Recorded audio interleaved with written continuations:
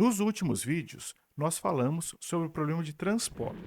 No vídeo de hoje, nós vamos falar sobre um problema relacionado ao problema de transporte, que é o problema da atribuição ou designação. No fundo, o problema de atribuição é um caso especial do problema de transporte. Para entender tudo sobre o problema de atribuição, continue no vídeo depois da vinheta.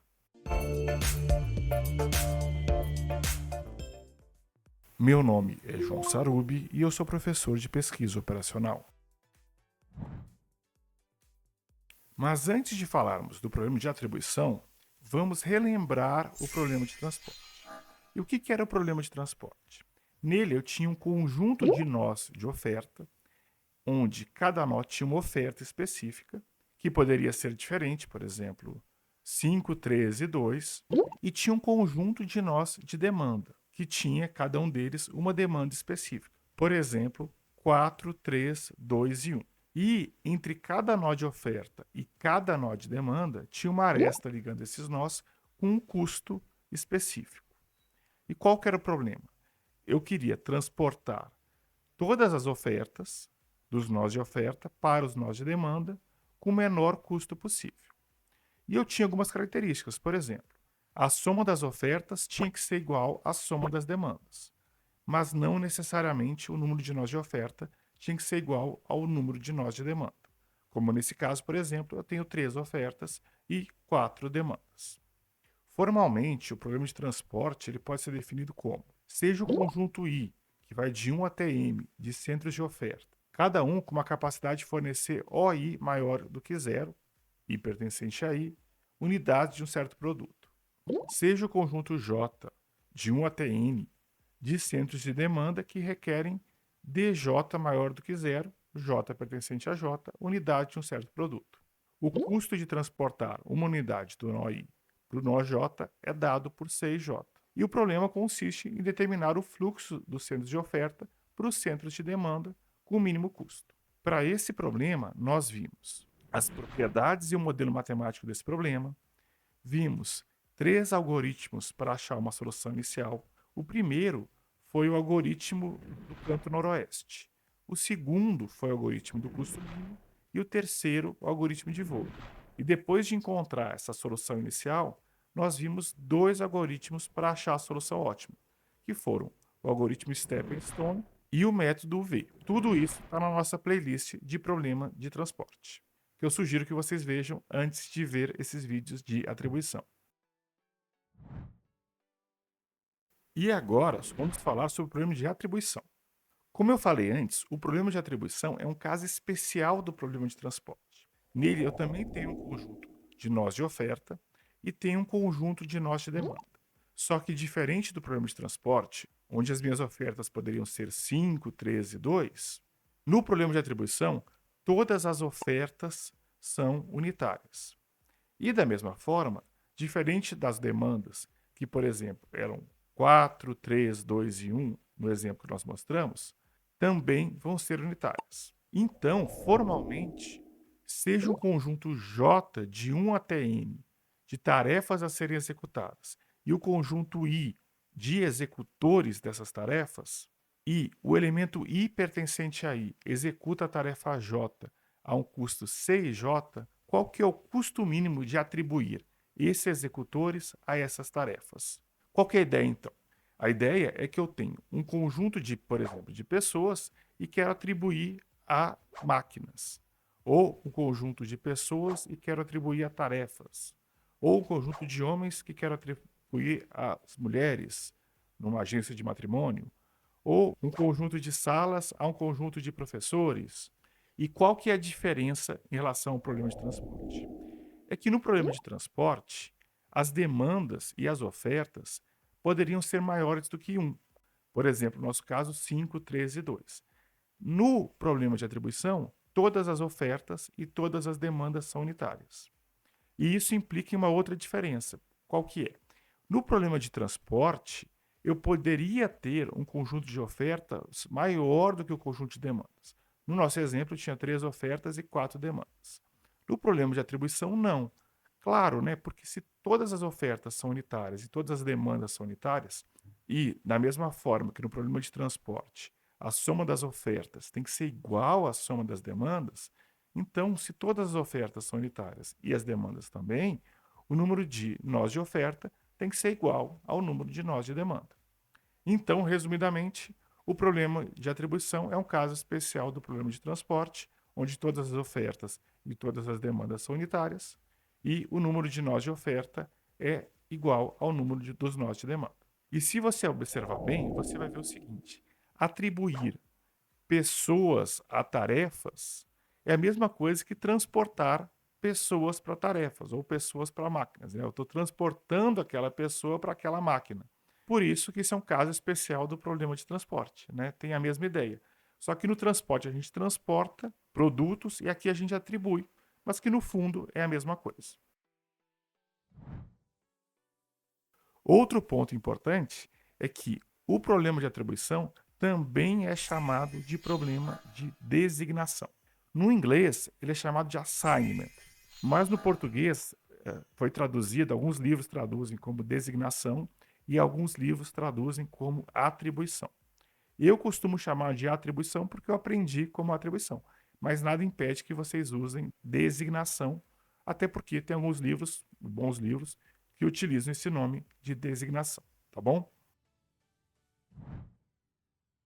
Outro ponto interessante é que, da mesma forma que o problema de transporte, o problema de atribuição, ele é um grafo bipartido completo. Então, quer dizer, vai existir uma aresta entre cada oferta e cada demanda. Nesse caso, entre cada executor e cada tarefa. Entre cada sala e cada professor. Seja lá qual for o conjunto I e seja lá qual for o conjunto J que eu vou estar atribuindo. Se você está gostando desse vídeo, se está aprendendo sobre o problema de atribuição, não se esqueça de curtir o vídeo, se inscrever no canal e ativar o sininho para não perder nenhum vídeo. É muito importante que vocês curtam o vídeo e que também comentem, porque aí o algoritmo do YouTube vai ver que esse vídeo é relevante e vai indicar para mais pessoas. E agora vamos falar sobre o modelo matemático de programação linear do problema de atribuição. Para esse problema, quais são os conjuntos? Eu vou ter o conjunto I, né, de tarefas, e o conjunto J de executores. Da mesma forma que eu tinha também no problema de transporte o conjunto I e o conjunto J. Como parâmetros, eu vou ter o custo, né? Porque eu tenho que saber quanto custa transportar, nesse caso, atribuir um elemento do conjunto I para um elemento do conjunto J, que é meu C e J, exatamente igual ao problema de transporte, que era o custo de transporte. Mas tem uma diferença, porque no problema de transporte eu tinha o OI e o DI. E no problema de atribuição eu não vou ter o OI e o DI. Por quê? Porque no problema de transporte, o OI, por exemplo, era 5, 3 e 2. Eu tinha o primeiro OI era 5, o segundo era 3 e o terceiro era 2, nesse exemplo. Como no problema de atribuição todas as ofertas e como todas as demandas são unitárias, então eu não preciso representar isso por um parâmetro. Então eu vou ter dois parâmetros a menos, né? No problema de transporte eu tinha o OI e o DJ, e no problema de atribuição eu não vou ter. E a variável de decisão vai ser a mesma, vai ser X e J, que no problema de transporte era quantos produtos eu ia transportar de uma oferta para uma demanda. No problema de atribuição é se eu vou transportar sim ou não 0 ou 1 daquela oferta para cada demanda. Se eu vou atribuir 0 ou 1 um elemento daquele nó de oferta para aquele nó de demanda, né? Daquele executor para aquela tarefa, daquele executor para aquela máquina, daquele professor para aquela sala e assim sucessivamente. E qual que vai ser minha função objetivo? Vai ser igual à função objetivo do problema de transporte. Eu vou minimizar o somatório em I e J de C e J vezes X e J. Sujeito que para todo I pertencente a I, o somatório em J de J pertencente a J, de X e J tem que ser igual a 1. E, da mesma forma, para todo J pertencente a J, o somatório em I de X e J é igual a 1. Observe a diferença, né? No problema de transporte, eu não tinha 1, eu tinha OI no primeiro e DJ no segundo. Agora, como todos são iguais a 1, eu vou deixar somente 1. E as variáveis, da mesma forma que o problema de transporte, são maiores ou iguais a 0 para todo I e para todo J.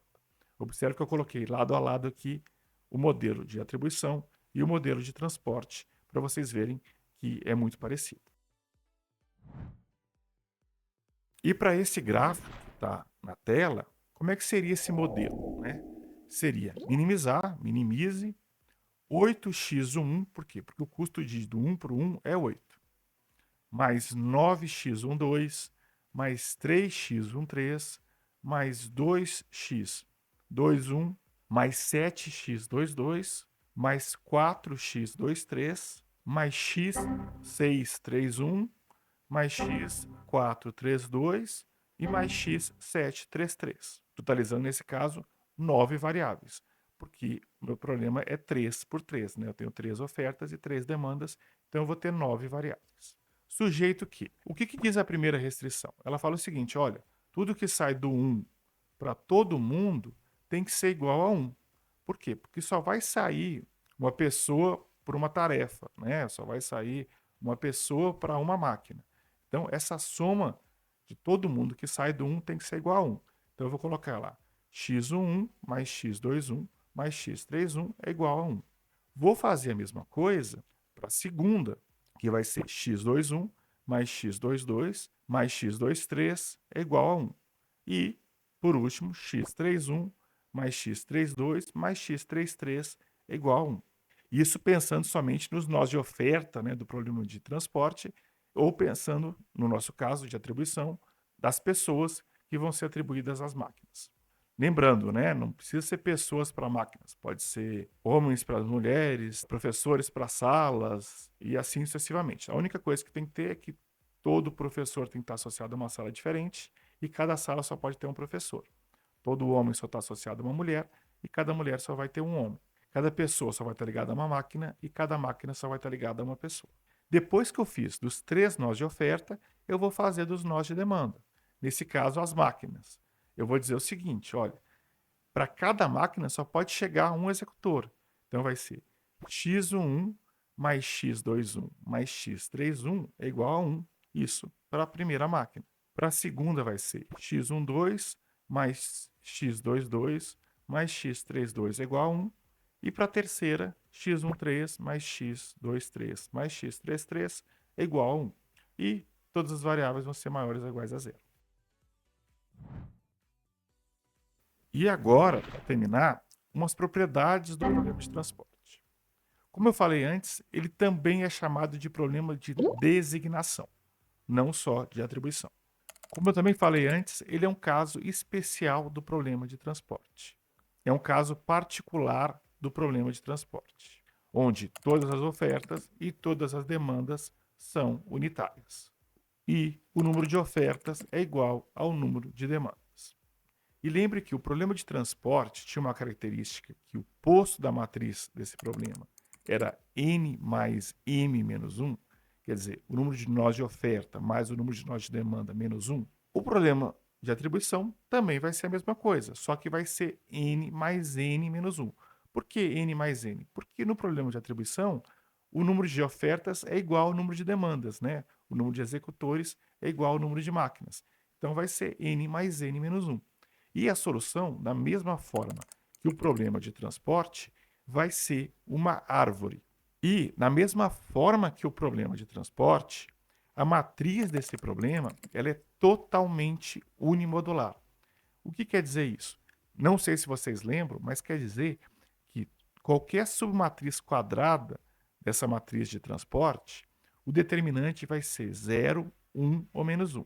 E o que isso significa nesse caso, né? Tanto para o problema de transporte quanto para o problema de atribuição. É que, como as ofertas e as demandas são inteiras, né, elas são unitárias, então elas são inteiras. Então, eu posso definir no meu modelo matemático que as variáveis x e j são maiores ou iguais a zero. E mesmo definindo que elas são maiores ou iguais a zero, não vai ter fluxo fracionário, quer dizer, não vai passar meia tarefa ou meia pessoa para uma tarefa e meia pessoa para outra tarefa. Não vai acontecer isso.